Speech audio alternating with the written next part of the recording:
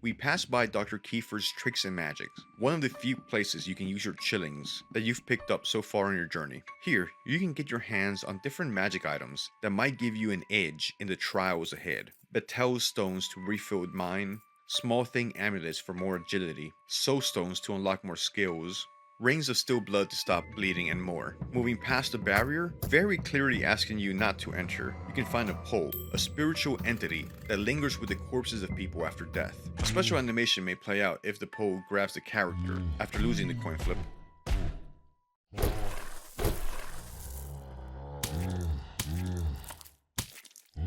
You can't fathom why he would be spraying fish down with pesticide, but he didn't seem like someone that's gonna take questions very well.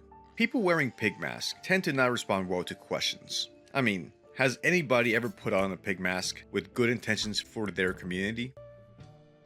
The Woodsman. He is a man that lives in the woods, and he makes one hell of an entrance the first time we encounter him, stepping out of the fog to decapitate a villager in a single swipe. He is scary, nasty, and oddly tragic. We encounter him right at the beginning of the game, not far from where the train stopped. We find out from the wretched being in the slums that the woodsman eagerly embraced the festival of Termina and took out a large part of the slum dwellers himself. He wears an open trench coat, revealing his alien face hugger appendage. He is like a nightmare combination of a trench coat flasher and xenomorph. You'll get the basement key to unlock the basement in his house nearby. Entering the building, we see that the basement door has multiple chains on it going back and forth and is barred shut. There's also a blood trail leading up to it. The design of the locks on this door is kind of reminiscent on the locks in the apartment in Silent Hill 4. Descending into the basement, we see a bloody outline of a sigil to rare and a corpse sitting in a chair next to it. You enter a department store, seemingly the most normal location so far, with this distinctive sense of modernity and normality. A coffee bar, stools, wide tall ceiling, fixtures, lightings, rugs, but you can hear a distant echo, a yelling in the far distance. As you go deeper into the department store, they get louder. It's screaming. It's coming from the top of the department store. Ascending the stairs, the screaming gets clearer, becoming more of a noise rather than a distant echo. Reaching the top, we are greeted with the grisly display that we have been hearing since we entered the department store. Caligula. I just do not like this dude. How hateful he is stands in stark contrast with how endearing the other 13 participants of the festival are. Even his character portrait looks off. He looks like a deep one from a H.P. Lovecraft story rather than a human male, and he is absolutely unpleasant. He's either trying to assault you while you're sleeping or telling you to go fuck yourself. And he's not even witty or clever about it. At least Pav comes off as an intriguing character that makes you wonder what his deal, and is far more eloquent. Caligula is just malice incarnate, like something the sulfur god would have spawned onto the earth to punish humanity. We have the appearance of Nazra's raisin-looking head, which now looks like a dried-up raisin.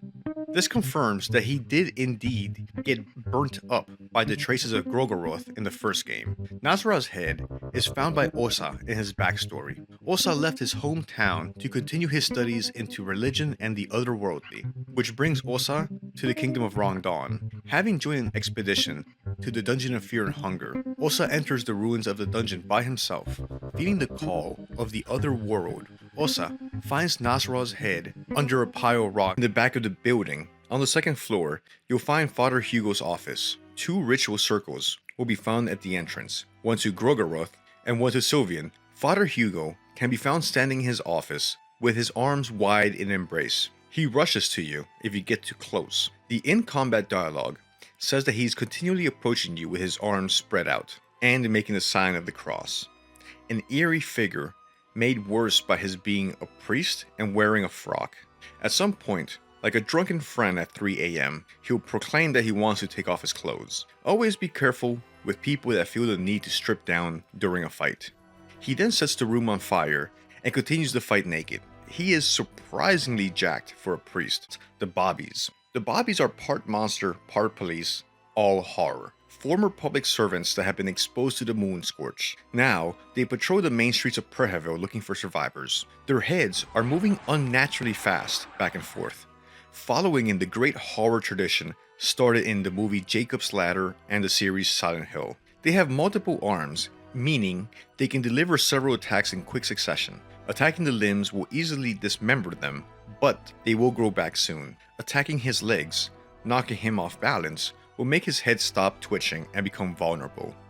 After the fight, inspecting a Bobby's body will show that he's still warm and pulsating. If left alone, it will regenerate and the Bobby will stand up again. Bobbies have to be beaten again to make sure they don't stand up. Caligula, but in his Moon-scorched form. I do not like Caligula. Have I mentioned that? His Moon-scorched form does deserve mention for its design and its one-liners. Once Moon-scorched, Caligula can be found in the sewers in his monster form. He is obscene, constantly yelling out to gargle his balls, and his attack is primarily by spewing toxic poison at the party. His design is inspired by, well, it's kind of obvious, isn't it? So all in all, encountering him in his monster form is definitely an affront on the senses. I'm not gonna verbally describe what type of amalgamation this monster looks like, but one look at the design, which looks like an inversed centaur, I think it's pretty evident what this monster design is alluding to. The centaur will be found on the way to Bunker 1, in the deep woods where you activate one of the 3 teletroscope stations. You'll be running back and forth in a lightly forested area before the entrance of the bunker. The centaur is a formidable challenge that needs to be overcome if fought. Fortunately, evasion is an option. The centaur will use a stampede attack if all 4 of its legs are healthy. The stampede attack deals a lot of damage and hits the entire party, being able to wipe it out in 2 or 3 attacks. Fortunately, most of your party should have enough agility to get 1 attack in before the centaur's stampede attack. So, if the party is able to deal enough damage to one of its legs, it will stop the stampede attacks, and the centaur will be forced to switch to other attacks that only hit 1 party member at a time.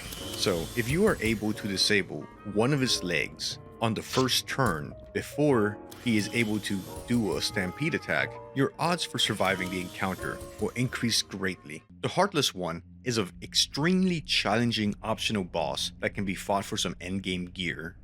Summoned from the imperfect circle using the heart-shaped lock, the Heartless One is a new god that we learn about in Fear and Hunger 2 Termina for the first time.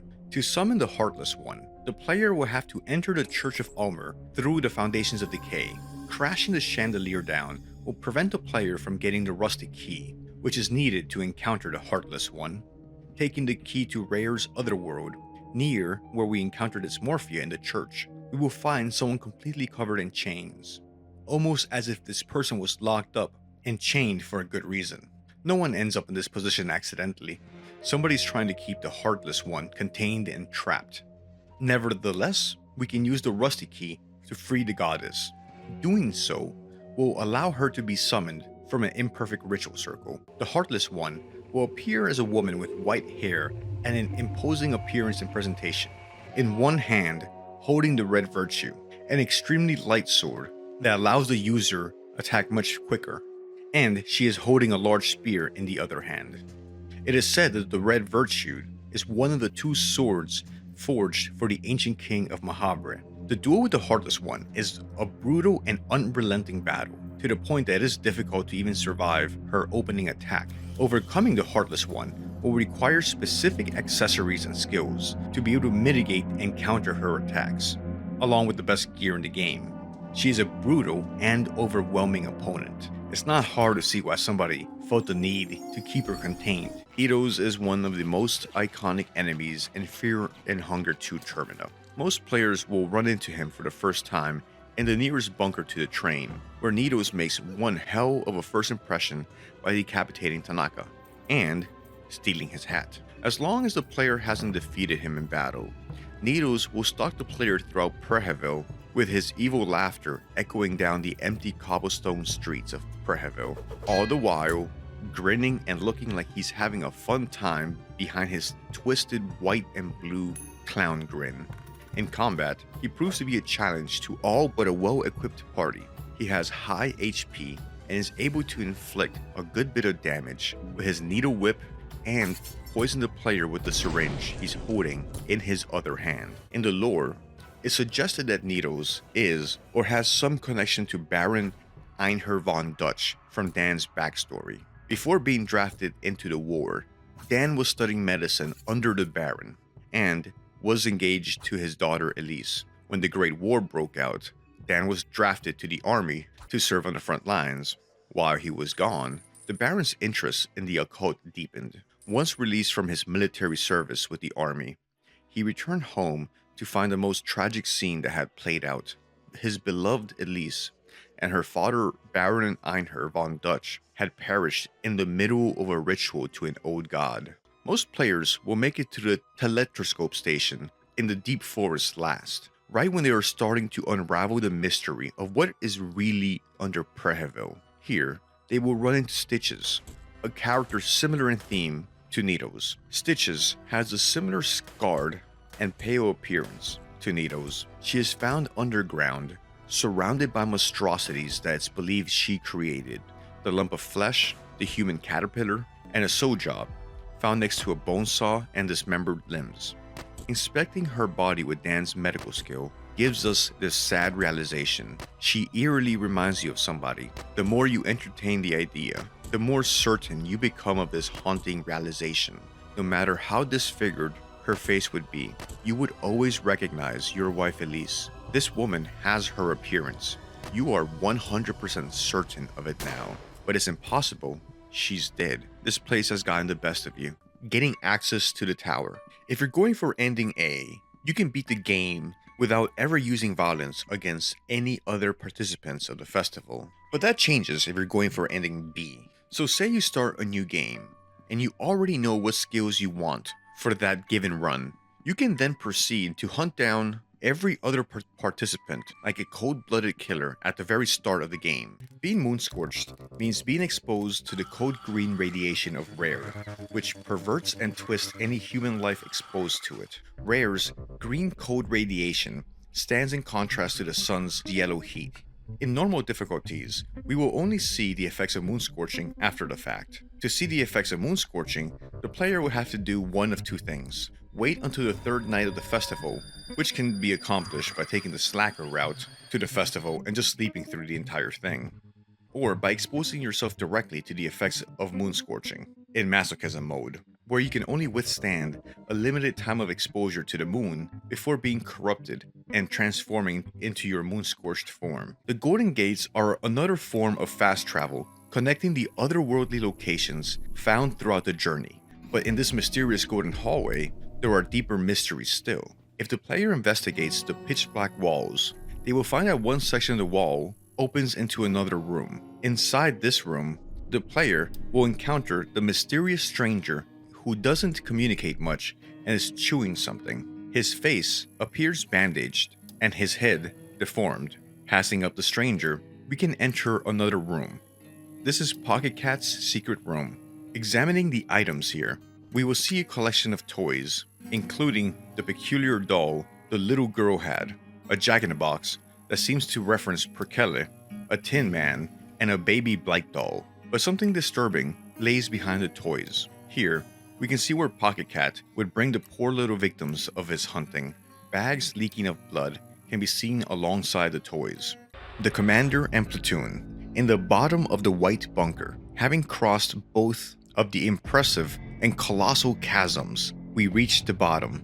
Here begins the final 3-boss gauntlet you'll have to endure and overcome in order to get ending A, and the red arc skill that's become one of my favorites. The first boss in this gauntlet is the duel of the commander, also known as the Sylvian Trooper, and platoon. We first catch sight of them when we see the leather-clad commander. You can tell she honestly enjoys her job. Nobody dresses in leather like that, unless they like it. You could say that she's very obvious about her devotion to Sylvian. Approaching her, she merrily skitters away. A moment later, something large can be first felt and then heard approaching in the darkness. Then we see the platoon. Similar in design to the human Hydra, we can assume that the platoon is the result of a massive Sylvian ritual where dozens, if not hundreds, were fused together. The resulting human Hydra was then armed with new military technology to give it some extra punch. The resulting human tank was then placed under the order and control of a fanatical Bremen officer, the commander. The devoted, leather-clad believer in the Kaiser enjoys the thrill of battle. If you tell her the war is over, you learn that this isn't just a duty to her, but a labor of love. Engaging them in combat, the biggest threat will be the cannon on the platoon, which can one-shot anybody in your party. The commander and platoon function as a duo, operating in unison. Therefore, removing the weakest link cripples their combat capabilities. Taking out the commander will mean removing the cannon on the platoon from the equation, since the platoon will only fire when ordered by the commander. With the commander out of the picture, the party will have to withstand the platoon's much easier to manage melee attacks. Whittling away at the platoon, it can be put down easily enough. Searching the body of the commander after the fight, you get the important little detail that the Sylvian trooper doesn't exactly have any crevices where to hide anything.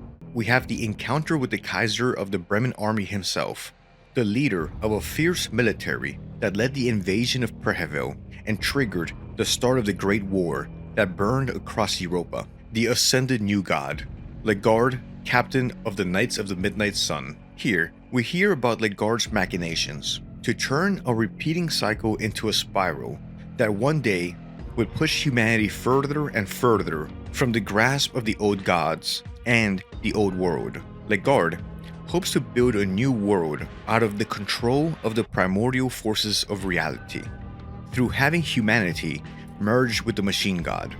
Legard has found a way to create a universal concept that can be shared by all mankind, which would result in the birth of a new god, the machine god. The party enters the white womb of logic, the room where awakening a god and fusing it with Rayla should have given rise to a science-driven god that could wrestle control of reality away from the old primordial gods.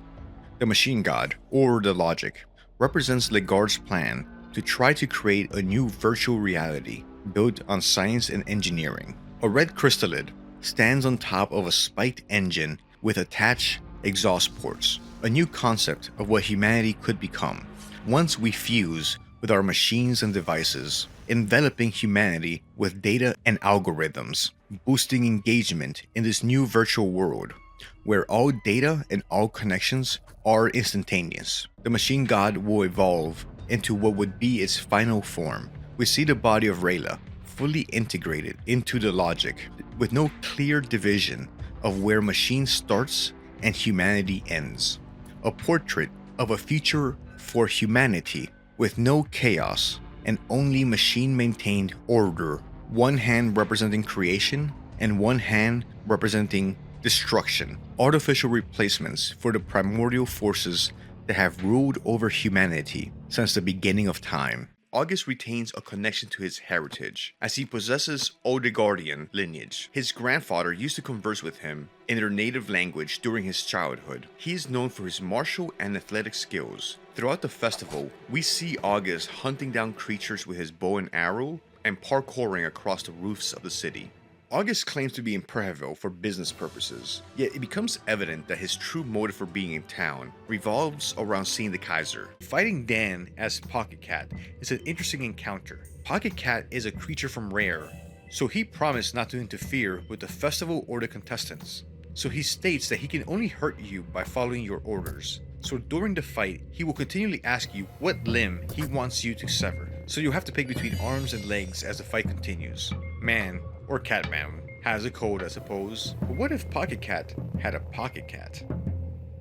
It's possible that Rare sent Pocket Cat to investigate or interfere with Dan's learning about the Sulphur God. If Dan Moon-scorches, he will take on the vest and mask of Pocket Cat, and from there on he will be found in the museum. The smell of farm animals hits you as you notice a man in a pig mask holding a pesticide tank spraying down some catch from the local fisheries. You can't fathom why he would be spraying fish down with pesticide, but he didn't seem like someone that's gonna take questions very well. People wearing pig masks tend to not respond well to questions. I mean, has anybody ever put on a pig mask with good intentions for their community? In a more intact part of Prehevil, we find the clothing shop. In the basement, we can find the irrational obelisk. I love this encounter. I thought it was really creative and original. It's a massive pile of clothes with unlimited health that will continually drain your mental health, but doesn't do anything else. It's supposed to represent the drain on your mental health that having and failing to do laundry presents. I personally feel attacked by the presence of this encounter in the game, and its commentary on the state of my laundry. On the way to the department store, we hear the bell of an Inquisitor. The Inquisitor yells out lines condemning the infidels and saying that the weak need to perish. The Inquisitor says, "Almer be my judge, I will be executioner and a jury." Avoiding or dealing with the Inquisitor, we see another horror descend from above, the Soul Job, a bizarre amalgamation of body parts sewn into an umbrella-like shape. Fortunately, these are not too hard to take down. Not exactly the biggest brained creatures, because they don't have a head. Exiting out the other way of the department store, we pass by Dr. Kiefer's Tricks and Magics, one of the few places you can use your chillings that you've picked up so far on your journey. Here, you can get your hands on different magic items that might give you an edge in the trials ahead. Betel stones to refill mine, small thing amulets for more agility, soul stones to unlock more skills, rings of still blood to stop bleeding, and more. Moving past the barrier, very clearly asking you not to enter, you can find a pole, a spiritual entity that lingers with the corpses of people after death. A special animation may play out if the pole grabs the character after losing the coin flip.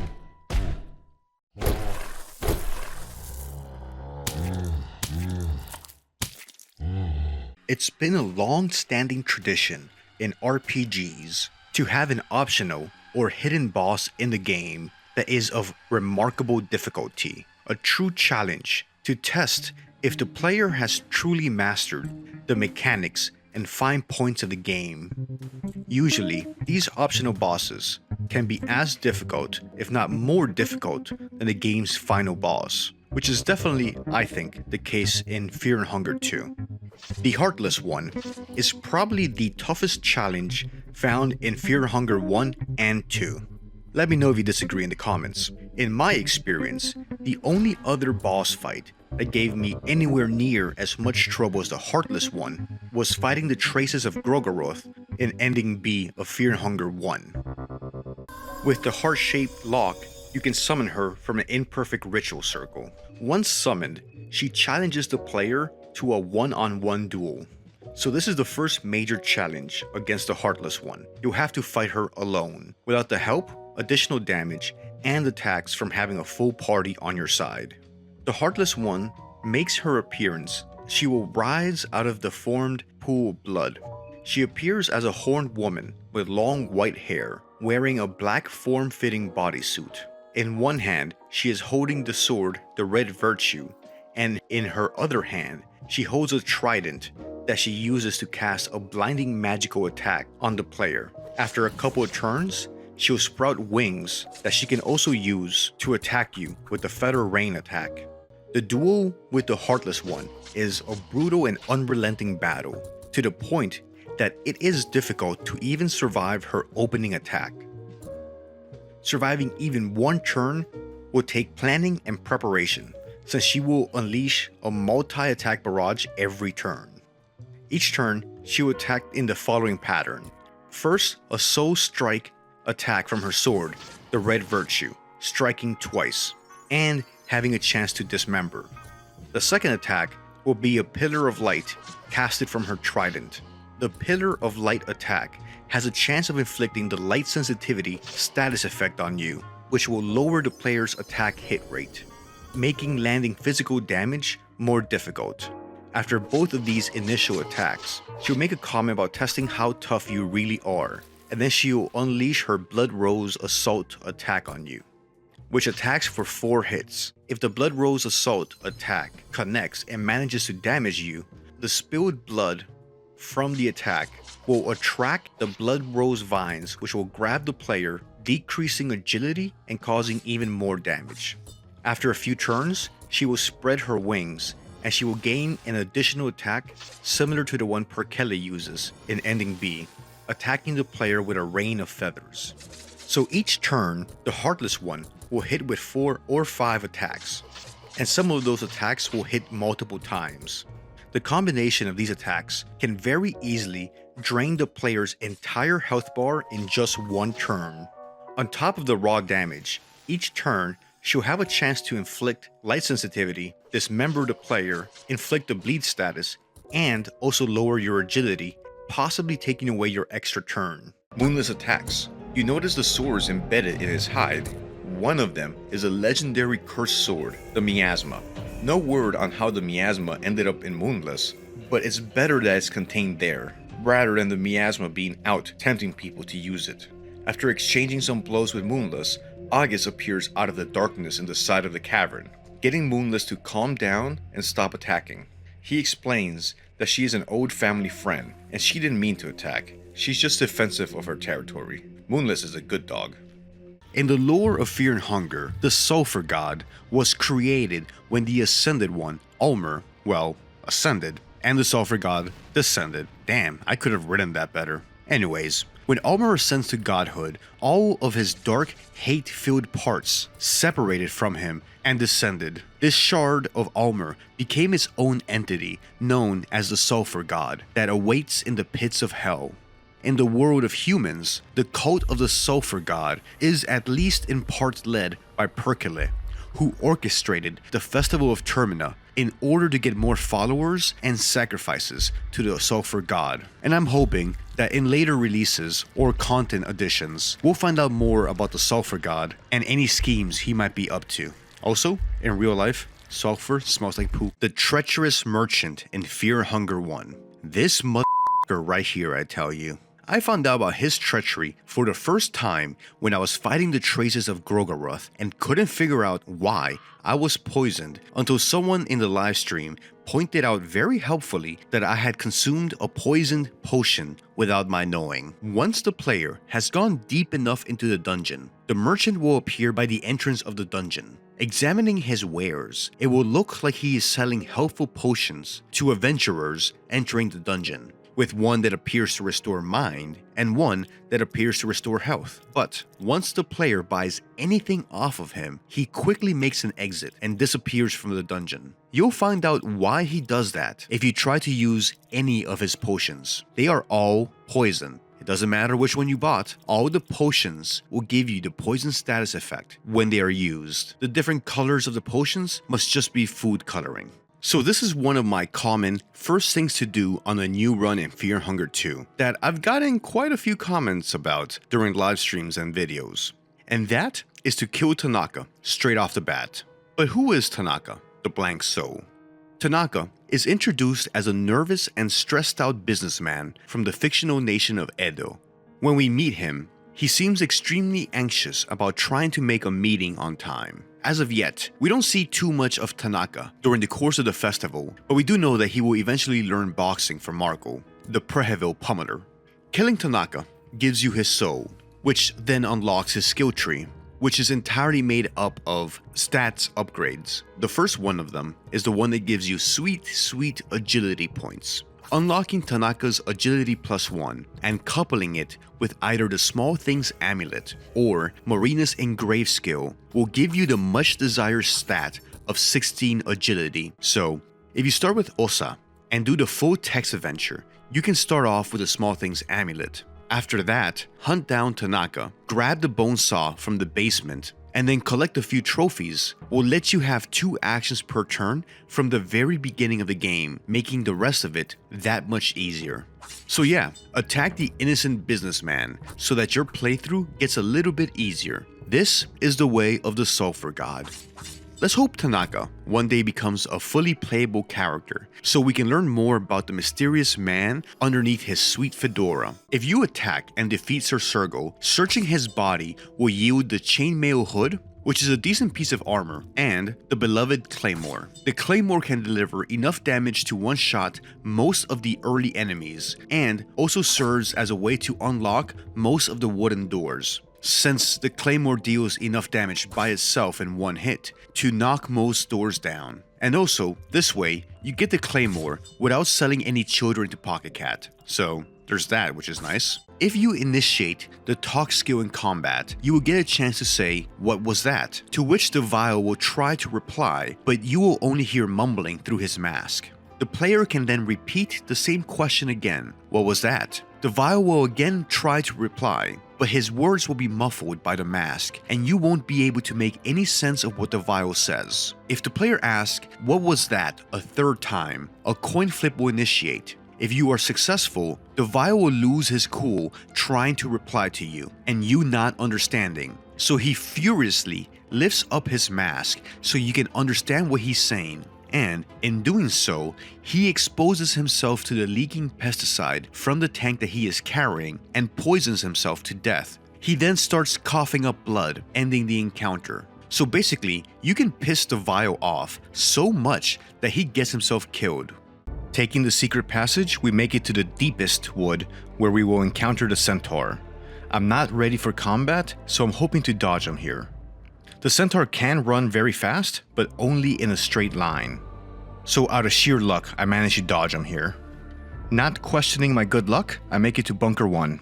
We follow Rayla deeper into Bunker 1.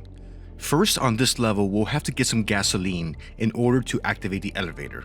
We see the usual body horrors that Stitches has been experimenting on here, such as this human centipede, which unexpectedly will prove to be very useful before long. Stitches enters the room on the far side of the human centipede, so we take cover on the other side of it and use it as a barrier or defense against her to slow her down and give us time to put 6 shotgun shells into her and take her down. So ladies and gentlemen, this might be one of the earliest instances of a tactical usage of the human centipede in video gaming history. Abella takes the ladder down and decides to go pay the woodsman a visit to see how a buzzsaw compares to an old-fashioned axe. The woodsman makes his usual entrance with a snazzy looking black trench coat. After he's done with the villager, he yells out, "Termina is upon us." Combat starts. A woodsman stands tall before you. While the black trench coat does look pretty sweet, it is no defense against a rapidly rotating buzzsaw. A single hit is enough to take out his arm that's holding the axe. A second strike takes out his appendage. I hope he didn't need that, but I think we can make that assessment, judging from what we know about his wife. A few more hits, and the woodsman is cut down. Get it? Woodsman, tree, buzzsaw, cut down.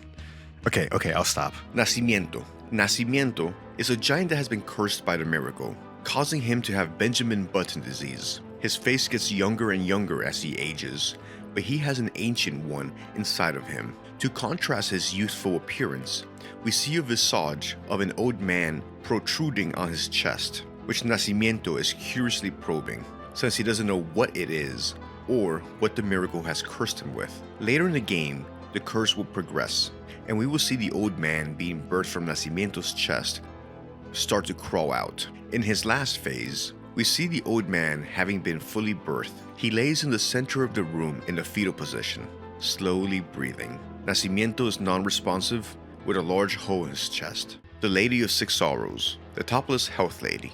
In Blasphemous, you can increase your maximum health by encountering the Lady of Six Sorrows. There are 6 health upgrades available, one unlocked every time you encounter an instance of the lady across the map. When encountered, she will increase the penitent's health and shortly thereafter disappear. She appears as a large woman wearing loose-fitting shorts and a cardinal-styled hat, and wearing nothing else, with 6 blades stabbed into her bare chest. The game doesn't give us much of her lore or story, but her tone seems determined, as if she wished or prayed for this penance. She sounds eager to help the penitent. Maybe she knows what lies at the end of his pilgrimage. Maybe it will end her suffering and her penance. Melquiades, the exhumed archbishop. Melquiades was an archbishop in life. In death, his body has been exhumed and decorated with lavish clothes, with gold inlaid cloth and precious jewels, and is now paraded by the faithful. He is an archbishop wearing holy robes, vibrant jewels, a gold-plated crown, and wielding a golden scepter. His followers witnessed his exhumation, and some helped in the process of cleansing. After being exhumed, they used wine to clean his bones, dressed him in silk, gold, and jewelry, and kissed his forehead and hands. Afterwards, the followers of Melquiades lifted him up into the air, chanted his name out loud, paraded him, and made it look like he was still alive and walking. Socorro spent her childhood in a village which lined the route that church prisoners, condemned for their crimes and sins, frequently traversed. From the window of her room, She could see how these prisoners climbed the hill in a line so that when they reached their summit, they would be ready for their punishments and physical tortures reserved for them until they died. Hearing the distant cries of the damned day and night turned Socorro into such a compassionate person that she devoted all of her time praying for those punished. So much did she pray for them to be freed of their pain and suffering that she dared ask the miracle that the physical pain they were suffering be passed on to her. As the legend goes, the wounds of lashes, cuts, and blows received by the condemned began to appear on Socorro's body. In the world and mythology of Blasphemous, the High Wills are the equivalent to the supreme deity, the all-powerful, all-knowing entity that the inhabitants of Custodia pray to. Along with the Grievous Miracle, is one of the most powerful entities in the game. The penitent will only come face to face with the High Wills if they are pursuing the true canon ending. After fighting Escribal 3 different times, once in his human form, once as the son of the miracle, and once in his final form, the penitent makes his way to the ancient procession, the equivalent of a heaven in Blasphemous. After communing with the miracle, he will have the chance to come face to face with the High Wills here. In this chapter, you have to balance 2 fail states. If you confess too much and give away too much information, the interrogators won't have a need for you and will dispose of you and Jack. If you take too much damage and piss off the interrogators too much, you won't survive until you are rescued. So you need to balance subterfuge, confessions, taking damage, and recovering. Here and there, you can recover some health by having one of the 2 characters provoke the torturers, successfully lying, and later on, when Liam is helping you, using a medkit. Their evacuation ship is leaving the planet in 124 hours, and if they don't make it to the rally point, they'll be abandoned on this hostile desert planet. You meet Sergeant Abraham, the senior most in command. You notice that Sergeant Abraham is injured and can barely walk. Seeing how much of the desert you're gonna have to walk, and you can only travel as the slowest person in your team, you give Jack the order to please kill Sergeant Abraham. Better to do it quickly than to leave him stranded out here in the desert, where either the enemy will find him or the elements will get him. Bobblehead Nurses. Along with Pyramid Head, the nurses are probably one of the most iconic monsters in Silent Hill. Bubblehead Nurses are dark world monsters that are roughly the same height as Mary, dressed in low-cut Brookhaven hospital uniforms. Their faces seem bloodied and covered with bandages that obscure most of their heads and faces. If you take a second to observe the nurses, they will sometimes stop and twitch, as if they are attempting to shake off the bandages and coverings on their heads. Their swollen heads represent Mary's condition when she was sick, and their shrieking represent Mary's anger and verbal abuse against James. They will present a little bit more of a threat than the lion figures or the mannequins. They attack faster and hit harder. After the transformation to the other world in the hospital, nurses will be found all over the place in the streets of the dark version of Silent Hill. Their sexualized appearance is said to represent James coping with his own feelings regarding his sexuality and frustration. James will find what no one ever wants to find: a backed up toilet with a brownish murky mess filling it. James, being the very special human that he is able to immediately recognize that if he is to survive the ordeal here in Silent Hill, he'd need to reach into the toilet. James is such a hard ass that he doesn't even roll up his sleeve. He just sticks his entire arm and sleeve into what is potentially a toilet full of poo-poo caca. What is Felvidek? Felvidek is an indie RPG made by a single person set in the area of 15th century Slovakia and Hungary. The game's built with the RPG Maker engine, so it will have a similar feel to other RPG Maker games.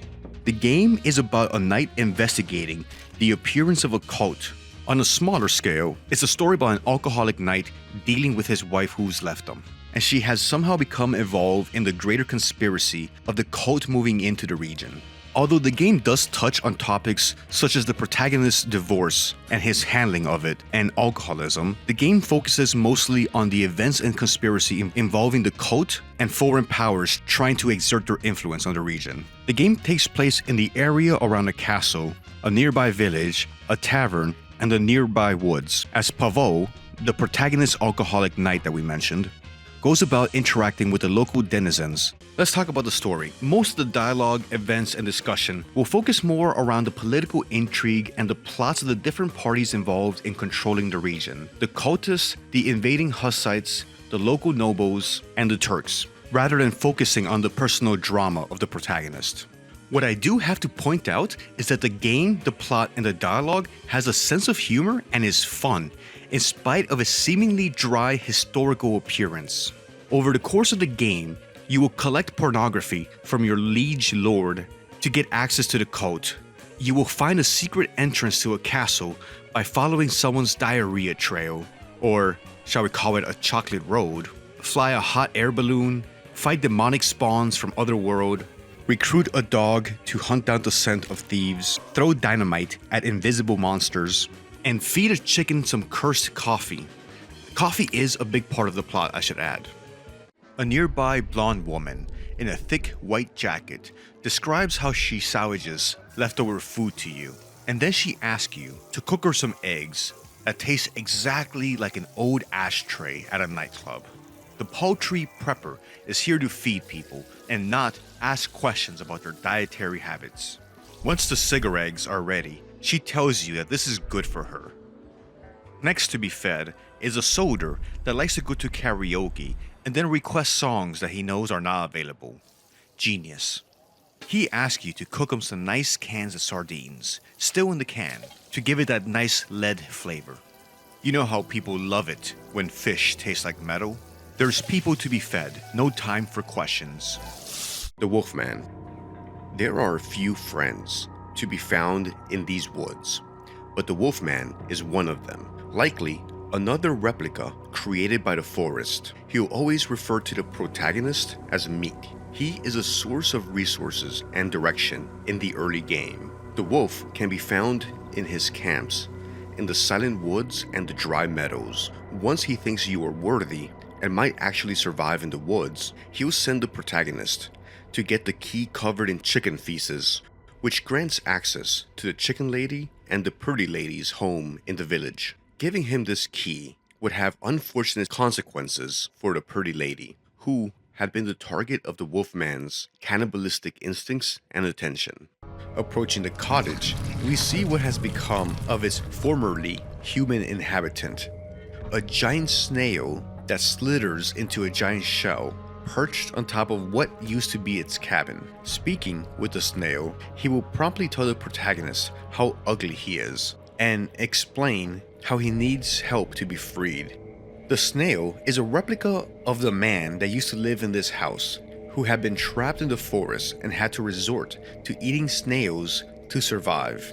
The human spiders. The name itself compels one to find out more about this testament to body horror. The human spider will grace the protagonist with his presence towards the end of his journey in the swamp, where the protagonist meets the talking tree and finds the road home. The human spider is a quick enemy that will ambush the protagonist when he is exploring. It will attack by ripping off one of its many human limbs and throw it at the protagonist before closing distance and attacking in close range. While fighting the human spider, the protagonist may not notice what happens that the human spider threw, as it suddenly starts growing and expanding, and the freshly ripped off limb starts expanding into a freshly spawned second human spider, the Sow, or the mother of all pigs. While the plague spread and the trees blockade the roads out of the forest, some villages and their townsfolk were trapped in the forest and had to find a way to survive their new circumstances. The main source of food for the village became pork, or a form of pork. The Sow was a giant mutated pig of unknown origins, capable of mass birthing pigs for slaughter. The mother of all pigs was cared for by the pig farmer, since only he knew how and what to feed her. The pig farmer had wired the Sow up to electrical cables connected to a generator. During feeding time, he would use electricity to stun the Sow and force feed her. One day, the villagers murdered a woman's entire family. This woman, called Hanuska, took revenge on the village by destroying its food source. She had killed the pig farmer and cut the cables needed to stun and force feed the sow. Doing this would prevent the sow from birthing any more piglets due to a lack of nutrition, and thus starving the village. The protagonist has the option to end the matter completely by removing the safeguards on the electrical lever and turning up the voltage fed to the sow. The increased voltage would fry the pig instead of just stunning it. Insert bacon joke here. Sometime later, the now burnt carcass of the giant mother of all pigs will be found in the village, as the desperate starving villagers are praying to it like a god, lamenting the loss of their food source and waiting for the famine to take them all. Mushrooms are plentiful and easy to find in all parts of the forest. In the first part of the game, we get used to keeping an eye out for them to either harvest them or simply to avoid stepping on the poisonous ones. This takes a turn in Chapter 2, where we meet the Mushroom Men. In the swamp, sometimes some of the piles of mushrooms scattered around will actually be able to sit up and pursue the protagonist. The Mushroom Men will lay in wait for the player in the swamp, and once the protagonist is near, they will stand up and chase the player, leaving an imprint in the grass where they were waiting. After pursuing the player for a short amount of time, they'll explode, destroying themselves and anything around it. After the explosion, mushroom gore and juice will be found scattered around, leaving a nasty little scene. The protagonist is ultimately looking for a way out of the forest, and his escape would be the road home, the only known path from the interior of the forest to the outside world.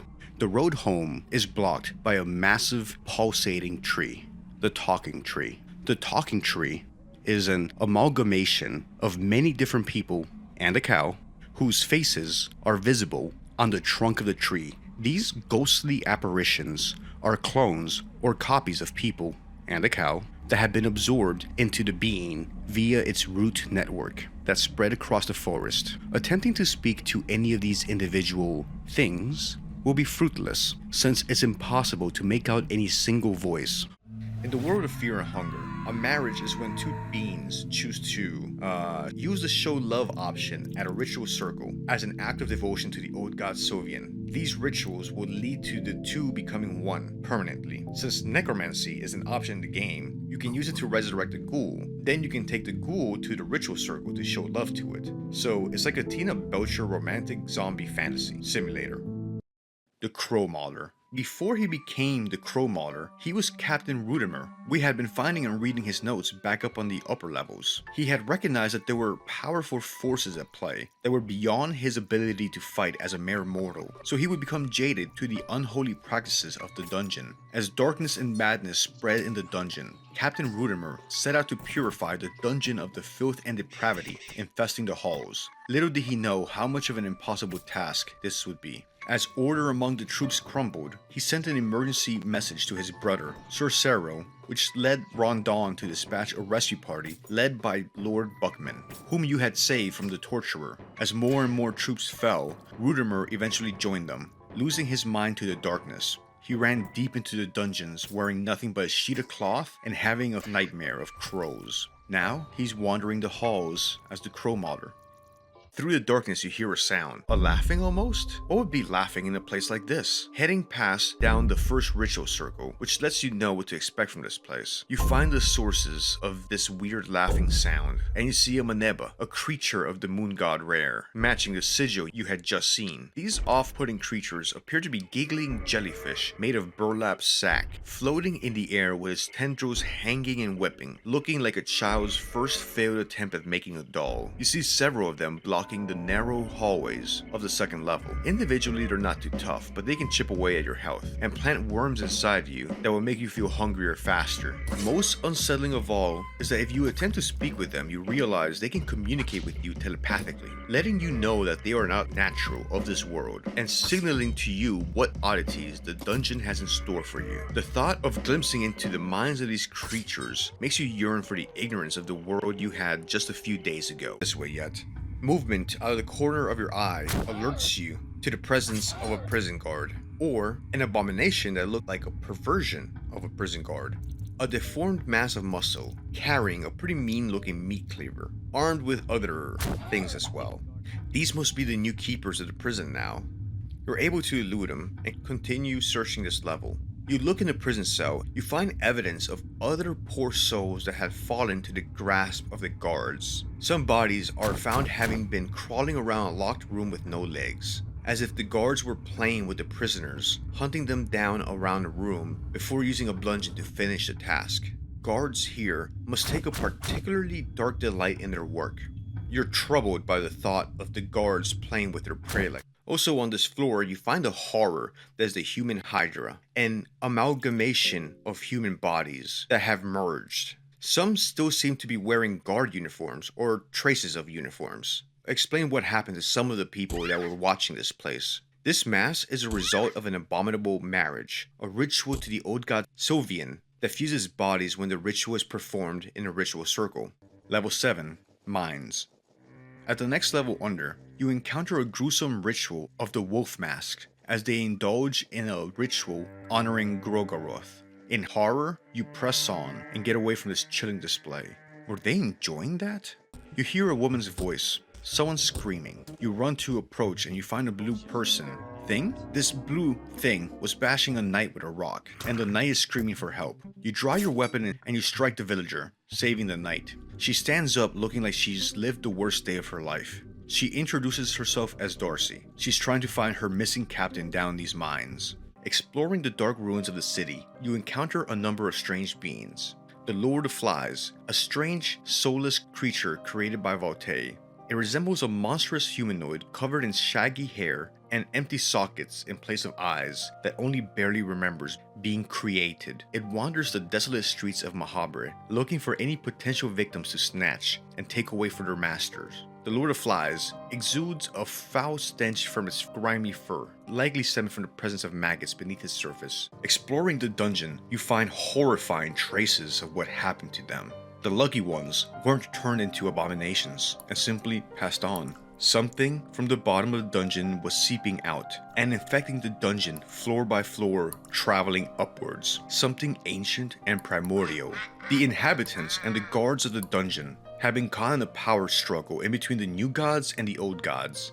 Some ancient horror that weakened the mind and bodies of regular men and women, making them lose their minds and deteriorating their bodies over time as the darkness bored deeper and deeper into their bodies and minds. There is even a nastier variant on the marriage called an abominable marriage. If someone that has already performed a marriage tries to perform one again, merging with a third person or creature, it would lead to this abominable marriage, which is a merger of 3 different entities in a frame that cannot hold it, and being an affront to nature and the human form. While some may want to pursue this option to get greater physical strength and improve their chances in survival in the dungeon, you pass a sarcophagus that has recently been opened and had scratch marks but on the inside. Looking around, there's no body in sight, but you see markings suggesting something pulled itself along using its arms. At around the same time, you hear the rumblings of something large moving around. From where the darkness hides you, you are able to spot a knight of inhuman proportions, with maces where you expect hands. This is the Iron Shakespeare. the Devour ability. The Devour ability is an ability that, I'm gonna mispronounce this. Rag, I'll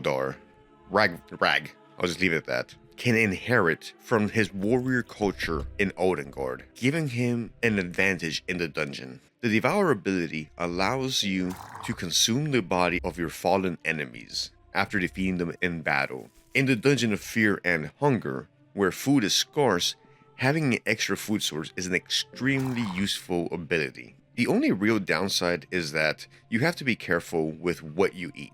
The Wolf Mask Orgy.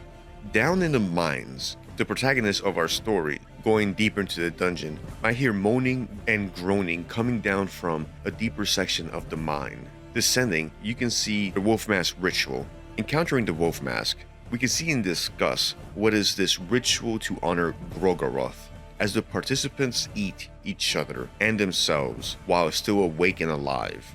mesmerized in a trance-like state. It's hard to tell if the participants are doing this willingly or under some sort of spell or mind control state. The Penance Armor. The Penance Knights are a special unit of the Vatican City that wear tailor-made armors. The Penance Knights are used in the most perilous tasks and missions where the chances of survival are especially low. Thus, the armor has been designed only to be put on. There is no removing it once one is chosen for the mission. The armor has rows of small spikes that drill into the skin of its wearer. The pain is meant to cleanse the mind for the task at hand and also heighten the fury in the midst of combat. The God of Fear and Hunger. This is a unique boss fight. First, you have to escort the girl to the bottom of the dungeon and through the gauntlet. If you reach the mound of bodies at the very end of the game, you will trigger her transformation into the God of Fear and Hunger that ushers in the Cruel era. Here we have a 5-stage boss fight, as we will see the little girl gradually evolve into her final form. Each transformation seemed painful, and the in-game text describing how cold the little girl feels. Each stage being more monstrous and disturbing than the previous, little by little becoming more of a distorted female figure, culminating in her true final form of the God of Fear and Hunger. In her final form, she will only execute self-mutilation attacks, as she needs to harness the pain. After a few self-mutilation actions, she will use her gaze upon the party, which is possible to instill such horror as to instantly kill the party. Entering the only visible structure that we are led to by a trail of blood and bodies, the party will encounter the Skin Granny. Initially appearing as a harmless old lady, she'll grant the party one free action to prepare for the fight as she mutates to her true form. The new gods tell us about the Skin Granny, a myth passed on by the wild men of the north and those who live in Oldengard and its surrounding areas. The myth is typically told to new generations as a cautionary tale on what happens if you abandon your family and leave for greener pastures. The black is said to creep from the dark corners of your home cabin, slowly nibbling the form of your beloved ones. The creature is of course just a myth, but the tale lives on strong in the consciousness of the northern folk, and often in nightmares, the creature has a vivid presence. The new gods, when asked about the Skin Granny. The cave dwellers are the inhabitants of the only population center, or town, in the Dungeon of Fear and Hunger. Blue-skinned in appearance and muscular and rock-hard in description, the cave dwellers live in a village beneath the mines, and they guard the Cube of the Depths, which started the decay that has spread through the dungeon. The cave dwellers got the Cube of the Depths by trading provisions with a desperate Captain Rudimer, whose mental state was already in decay. The cave dweller village also has one of the few merchants in the game that will trade for the silver coins the player has been picking up throughout the dungeon. Initially peaceful, the cave dwellers are not aggressive at first towards the player. From Darcy, we hear, "I found this underground village full of those things. They live in savage ways. They are but a pack of heretics. The things they did to me. When I got to see one of their primitive rituals, I had to step in. I cut down a couple of them, and then they chased me here." If the player stops the attack on Darcy, or takes the Cube of the Depths, the entire village will aggro and start hunting the player on sight. Though they are strong and muscular, fortunately they are unarmored.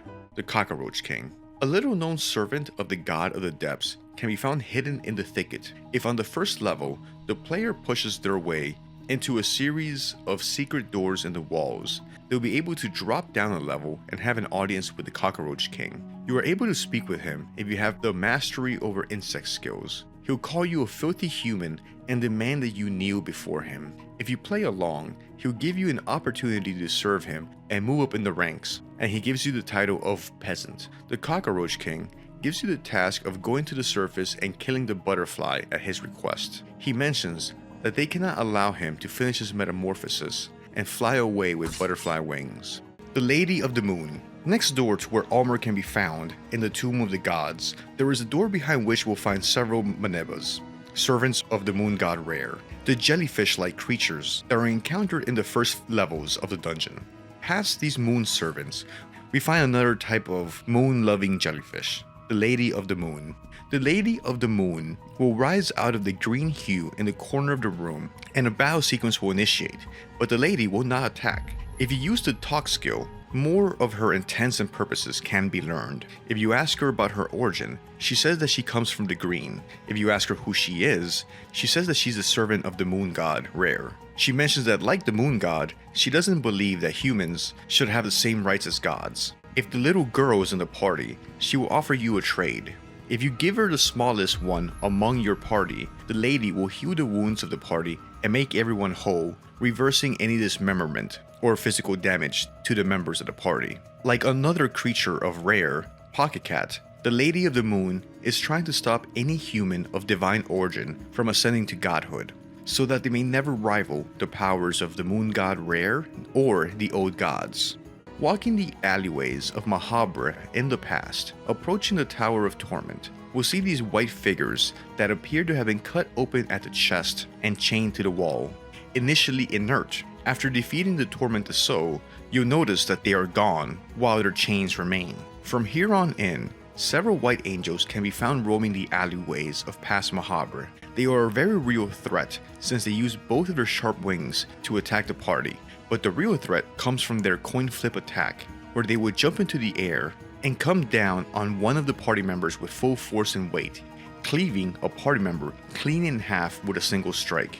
Number 9. The Witch. The first time most players will encounter the Witch will be at the beginning of the game, when the Witch briefly teleports the player to another realm. If the player is quick, they can escape this little pocket dimension and make their way back to the dungeon without fighting the Witch. Fighting the Witch at this time is generally a poor idea, since the player will not have the party or equipment to take her down. The Black Witch is a servant of Grogoroth, like the Black Priest, having sold its soul to the blood arts long ago. The Witch lets us know that it's devoted to the point of not fearing death. Fortunately, you can fulfill this and pay back the Witch later on in the game. If you're playing on Terror and Starvation mode, the Witch can later be found at the Grand Library in the present. But now, the party should have a fuller party and better equipment. If the player approaches one of the red ritual circles, the Witch will appear and charge the party, triggering a fight. With some luck and good gear, here, the player can take revenge on the Witch for every time the Witch taunted you, the double Crow Mauler. Like the regular Crow Mauler, he is an intimidating sight. Armed with a Mauler, like the original, but now with 2 heads that can potentially deal out twice as many peck attacks. He is found if you fall down through a hole in the floor while navigating the traps in the gauntlet, the Greater Blight.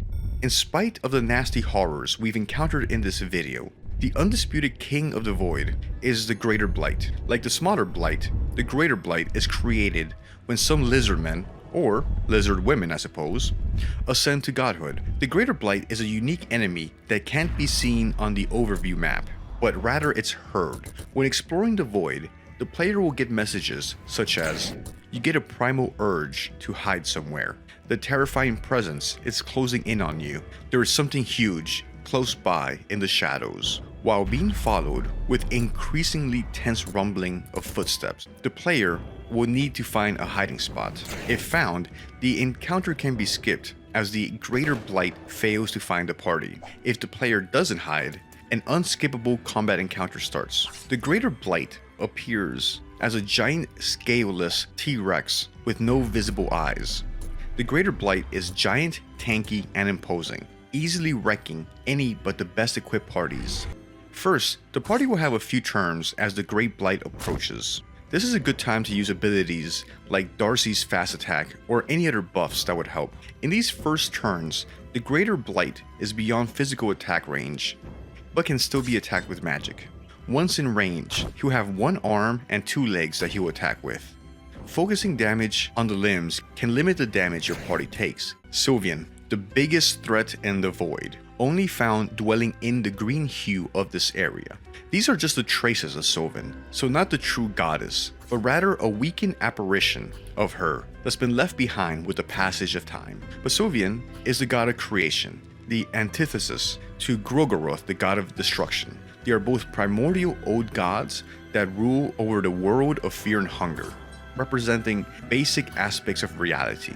The god of love and fertility will be found on the path to the new god, She physically appears as a rib cage with a few tentacles and other appendages growing from it, along with Rare, the machine god, the god of fear and hunger, and the traces of Grogoroth. The traces of Sylvian is another god or deity that can be fought and bested by mere mortals, following in the grand tradition of so many JRPGs, in which humans try to kill a god. She will attack with her many tentacles, sapping the party's health. The color of the unknown attack will drain the party's mind, making spells and healing more difficult. And lastly, Sylvian will grow a tumor that over a few turns will take a form of one of the 4 player characters. The King in Yellow will only appear if the player assists Legard to his ultimate vain and selfish goal of ascending to godhood, encountered as a final boss leading to the C endings. Canonically, we know that Legard does in fact ascend to godhood and survives the events of Fear and Hunger 1. He then proceeds to spend hundreds of years working in the shadows on his next plan of attack to take out the old gods, to free humanity from their grasp. The Gods of the Depth is found in the Cave Dweller village, near where the Cube of the Depths is found. The God of the Depths serves as a gate to the Gauntlet, the bottommost level of the dungeon. To get access, you'll need to cut the 3 purple organ bags throughout the dungeon. At a glance, the appearance of the God of the Depths appears to be like a primordial and colossal fish standing upright, with a path leading up to its mouth.